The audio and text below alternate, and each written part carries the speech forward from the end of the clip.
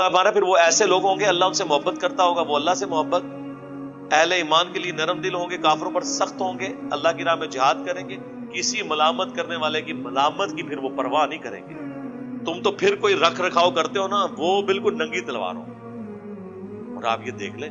آج کتنے غیر مسلم مسلمان ہوئے ہیں، مسلمان تو پھر تھوڑی لگی لپٹی علماء بات کرتے ہیں نا سچائی کی، وہ بالکل اسٹریٹ فارورڈ ہے، اور کسی ملامت والے کی وہ ملامت کی پرواہ نہیں کرتے۔ کتنے انٹرنیشنل سپیکر ہیں آپ دیکھیں،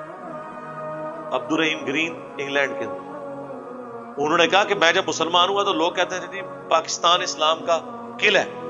کہتے ہیں میں جب پاکستان آیا ہوں تو میں نے تو اس طرح سے پہنچا کہ یہ شرک کا گاڑا ہے۔ اب یہ بات تو پاکستان کے اہل حدیث نہیں کہہ سکتے کہ پاکستان جو شرک کا گاڑا ہے، کیونکہ انہوں نے یہاں رہنا ہے، اس کو کوئی پرواہ نہیں ہوتی۔ کہا بھائی جو ہے میں وہ بات کروں گا، اگر میں کرسچینٹی کا شرک چھوڑ کے آیا ہوں تو اب میں نے یہاں آ کے شرک کرنا ہے؟ بلکہ انگلینڈ تو خود شرک کا گڑھ بنا ہوا ہے، جتنے پاکستان میں پیر موجود ہیں ان کی فرنچائزیز وہاں پہ موجود ہیں۔ ہمیں تو کئی ایک واقعات مطلب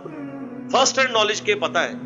کہ کئی بیچارے کرسچن مسلمان ہوئے ہیں قرآن پڑھ کے، وہ تو سمجھے کہ قرآن کی جو توحید ہے یہی مسلمانوں کی توحید ہے، ان کو کیا پتا کہ پریکٹیکلی تو بہت کم مسلمانوں کی توحید ہے۔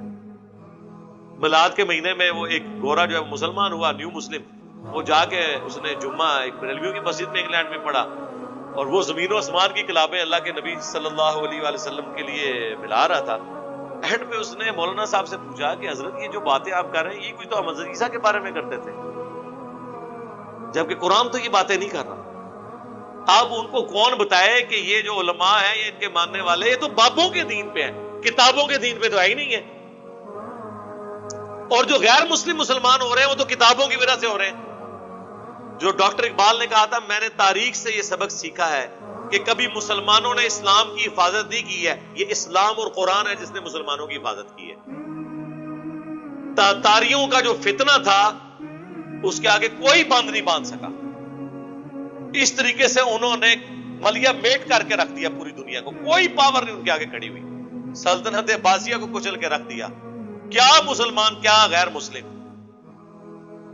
لیکن اس کو فتح کیا اسلام نے۔ وہی چنگیز خان کا پوتا مسلمان ہو گیا، کعبے کو مل کے پاسما سنو خانے سے، اور آج سلطنت عثمانیہ جو اب 650 سال تک مسلمانوں کی حکومت ہے وہ ٹرک ہی ہے، ٹرک جو ہے وہ منگولوں کی اولاد ہے۔ یہاں پہ بھی آپ کو جو مغل نظر آ رہے ہیں جو 200-250-300 سال یہاں پہ حکومت، ٹرک ہی ہے، ہمارا مغلیہ خاندان ہے، منگولوں کی اولاد،